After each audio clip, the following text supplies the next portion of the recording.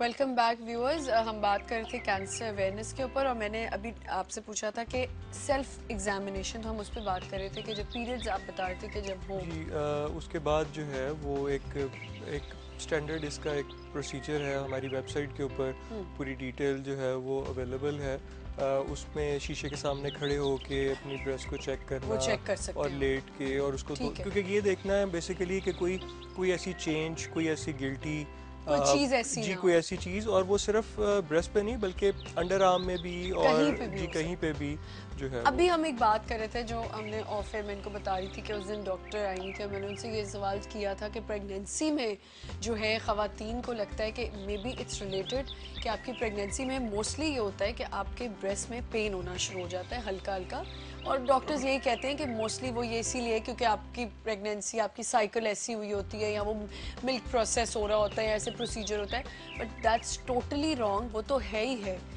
उस दिन भी मैंने ये बात की कि एक लड़की बेचारी जिसको डिटेक्ट बाद में हुआ कि वो ड्यूरिंग प्रेगनेंसी उसको कैंसर हो चुका हुआ था, और डॉक्टर ने, तो आपने अभी ये बात बताई कि 20 एक खातून आपके पास आई, वो प्लीज़ ज़रा थोड़ा जी सा क्योंकि अगेन हम ये समझते हैं कि जो गायनाकोलॉजिस्ट हैं जी वो एक ऐसा फर्स्ट पॉइंट ऑफ कांटेक्ट है जो कि ख़वातीन में जो है वो अर्ली डिटेक्शन के हवाले से बहुत इंपॉर्टेंट रोल प्ले कर सकती हैं, जी क्योंकि हर खातून सूनर और लेटर उनके पास अपने चेकअप के लिए और जाती हैं प्रेगनेंसी बिल्कुल। के लिए जाती हैं।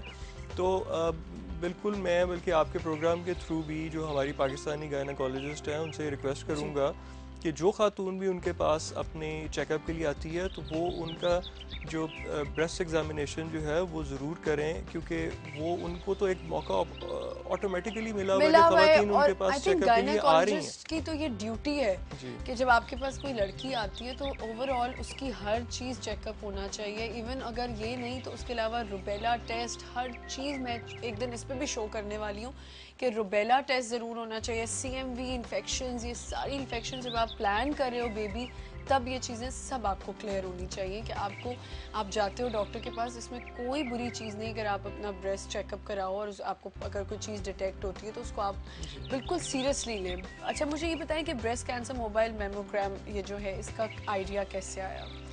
ये जी अगेन ये हमारा एक प्रोजेक्ट है जो हम पाकिस्तान एटॉमिक एनर्जी के साथ मिलके कर आपने रहे अभी हैं, mention और पिछले 3 साल से ये क्लिनिक जो है ये एक जो बस है वो लाहौर में अवेलेबल है, एक जामशोरो में है और अच्छा, एक बहावलपुर में है। और ये full fledge equipped, it's like a और इसके रनिंग। फ़ायदे क्या क्या हैं ये भी ये जी प्लीज़? इसका जो सबसे बड़ा फ़ायदा है वो ये है कि हमने ये देखा है कि ख़वातीन जो हैं वो क्योंकि अपने हाउस होल्ड लाइफ में इतनी बिज़ी होती बिजी हैं होती हैं कि वो बिल्कुल कभी कोई किसी बात में बिज़ी हैं तो अपनी वो जो हेल्थ से रिलेटेड इश्यूज़ हैं उनको वो डिले करती रहती हैं। बिल्कुल। तो जो ये जो मोबाइल क्लिनिक का जो आइडिया है वो ये है कि बजाय ये कि खातून जो इंतज़ार कर रही है कि उसको कब टाइम मिलेगा और वो हॉस्पिटल जाए, हम ये एक हॉस्पिटल उसके पास लेके उसके डोर स्टेप पे लेके जाते हैं और उसको ये सर्विस जो है उसके डोर स्टेप के ऊपर बिल्कुल फ्री ऑफ कॉस्ट जो है ये प्रोवाइड बिल्कुल, करते और हैं। फिर वही बात है ना, ख़वातीन बेचारियां अगर वही बात है निकल नहीं सकती तो चले किसी ने तो कोई इनिशिएटिव लिया कि जी घर तक ले जाएं और उनको जी टेस्ट तो हो, कम से कम उनकी जी मेमोग्रामी तो हो कि आपको क्या हुआ है क्या नहीं हुआ है। अच्छा, कैंसर रिसर्च कितनी इम्पोर्टेंट है और पाकिस्तान में क्या स्टेटस है इसका? अगेन जी रिसर्च रजिस्ट्रेशन पे हमने बात कर ली, वो तो जी खैर एक बिल्कुल सवाल पे जी वहीं आके रिसर्च रुक जो जाती है है। देखिए उसमें रिकॉर्ड्स हैं। सबसे जो इम्पोर्टेंट बात है वो ये है कि क्यों पाकिस्तान में ब्रेस्ट कैंसर जो है वो इतना ज़्यादा फैल रहा है और जो यंग एज में क्यों फैल रहा है। हमें ये देखने की ज़रूरत है कि क्या ऐसे रिस्क फैक्टर्स हैं, हमारी आया कोई ऐसी डाइट में ऐसी चीज़ है, हमारी कोई ईटिंग हैबिट्स हैं इस बिल्कुल तरह की जिसकी वजह से हमारे यहाँ जो कैंसर है वो इतना ज़्यादा फैल रहा है। क्योंकि अभी तक हम जितनी सिम्टम्स और बाकी चीज़ों के ऊपर बात कर रहे हैं वो हम वेस्ट की जो रिसर्च है उसको उसको बेस बना के बात कर रहे हैं। बिल्कुल, तो हमारे पास कोई ऐसी अनफॉर्चुनेटली रिकॉर्ड्स नहीं है कुछ। लोकल रिसर्च नहीं है अभी।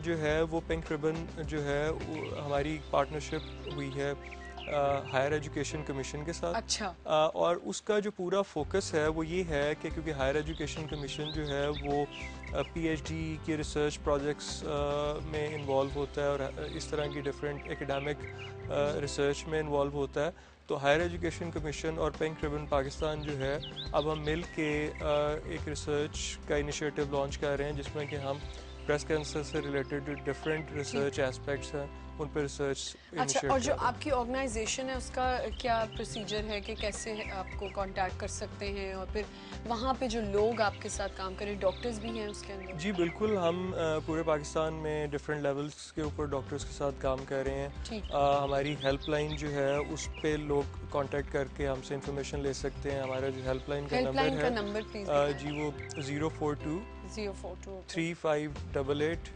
2848। अच्छा ठीक है, अगर किसी को ज़रूरत भी हो उस हेल्पलाइन की तो आप हमें कंट्रोल रूम से भी हमारे नंबर ले सकते हैं। अच्छा, वही मैं आपसे पूछना चाहती थी कि ये भी एक बहुत इंपॉर्टेंट होता है कि आपने गेस्ट बुलाया, बाद में लोग कहते हैं ऑर्गेनाइजेशन थी, तो ये आपने क्यों नहीं पूछा कि जी उधर लोग कैसे हैं, कैसा काम हो रहा है, या कौन से ऐसे डॉक्टर्स हैं जिनके साथ मिलके काम करें?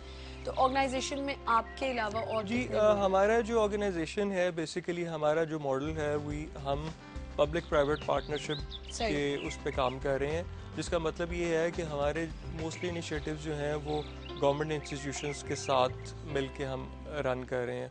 और इसमें जैसे मैंने आपको पहले भी बताया कि हमारा जो मेजर आउटरीच है वो जो एटॉमिक एनर्जी के जो 14 हॉस्पिटल्स हैं उनके साथ लिंक्ड हैं। जी बिल्कुल। ठीक है। अच्छा, मुझे बताएं ब्रेस्ट कैंसर के अवेयरनेस के लिए और मजीद क्या एफर्ट्स हो रही हैं, क्या किया जा रहा है?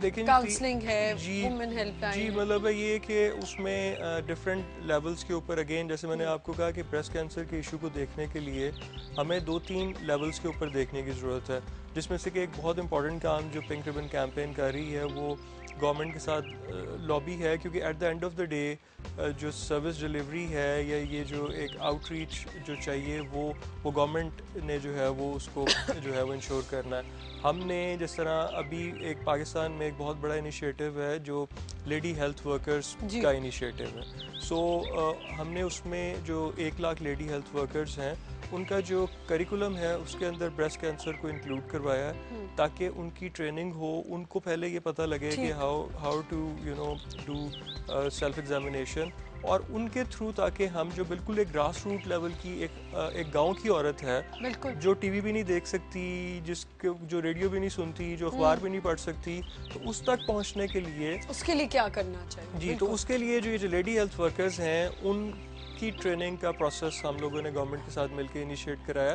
ताकि उनको ट्रेन किया जाए और वो फिर गांव गोठों में जाके खवातीन जो है उनको ट्रेन करें और अर्ली डिटेक्ट भी कर सकें। ठीक है, मुझे ये बताएं कि जब ये आप गांव की बात करें और आप लोग कैंपेन्स की, तो आप लोग कितने टाइम पीरियड के साथ साथ इसको करते रहते हैं कैंपेन्स को? देखिए, वैसे तो जो ये जो पिंक रिबन कैंपेन है ये पूरे साल जो है ये एक ऑनगोइंग प्रोसेस है, बट क्योंकि अक्टूबर जो है ये पूरी दुनिया में ब्रेस्ट कैंसर अवेयरनेस के तौर पे सेलिब्रेट होता है, तो ज़रा अक्टूबर में थोड़ा सा इस इशू को हम ज़्यादा हाईलाइट करते हैं, लेकिन ये एक रेगुलर कैंपेन है जो जैसे मैं आपसे ये पूछना चाह रही हूँ कि जब जैसे आप कह रहे हैं गाँव में जाके अवेयरनेस देना और वहाँ जाके हेल्थ वर्कर्स को लेके जाना, हेल्थ लेडीज़ को, और इनको जाके आपने काम करवाना, तो इसके लिए आप लोग हर मंथली कोई प्लान करते हैं वहाँ कैंपेन करने की, या कोई? ये एक रेगुलर प्रोसेस है जिसमें ये सारा कुछ जो है वो रेगुलर बेसिस पे जो है वो इस पे काम हो रहा है। ये है कि इसके क्योंकि डिफरेंट लेवल्स के ऊपर है, अभी पहले स्टेप पे जो है वो उनके ट्रेनर्स की ट्रेनिंग है, फिर उसके बाद हेल्थ वर्कर्स की ट्रेनिंग है,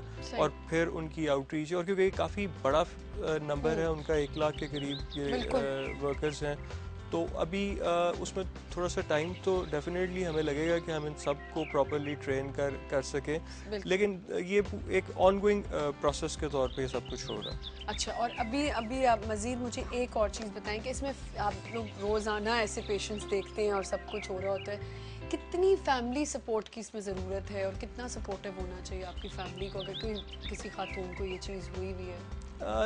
फैमिली सपोर्ट तो जी बहुत ज़्यादा इम्पोर्टेंट है, क्योंकि उसकी वजह ये है कि जो सी वर्ड जो इटसेल्फ जो कैंसर का जो वर्ड है वो जिस वक्त बिल्कुल, और हमें जो एक चीज़ जो हमारा मैसेज होता है हमारी पूरी कैंपेन के थ्रू वो ये है कि life after cancer is worth living, क्योंकि हम बहुत सारे ऐसे मॉडल ख़वातीन हैं जिनका कैंसर डिटेक्ट हुआ, उनका ट्रीटमेंट हुआ और आज वो 20 साल से हेल्दी लाइफ जो है वो गुजार रही हैं। बिल्कुल। सो ये जो पूरा एक साइकोलॉजिकल ट्रॉमा है, फिज़िकल पेन है, इस सारे प्रोसेस में और जो है वो फैमिली का रोल, और बल्कि मैं आपको ये बताऊं कि हमारा एक्सपीरियंस ये है कि जो ख़वातीन को जब ये डिटेक्ट होता है जी। कि उनको ब्रेस्ट कैंसर है, तो बहुत सारी बीवियां और माएँ जो हैं वो इसको सिर्फ इसलिए डिस्क्लोज़ नहीं करती कि वो कितना अर्सा तो ये सोचती रहती हैं कि हमारे बच्चों पे या मियाँ पे क्या इसका इफेक्ट होगा। क्या इफ़ेक्ट होगा। बिल्कुल। तो बिल्कुल फैमिली की सपोर्ट जो है बहुत ज़्यादा वो है। बहुत इम्पोर्टेंट है। बिल्कुल, ये बिल्कुल आप सही कह रहे हैं कि फैमिली सपोर्ट बहुत ज़्यादा ज़रूरी है। और एक और चीज़ हमने उस दिन भी डिस्कस की थी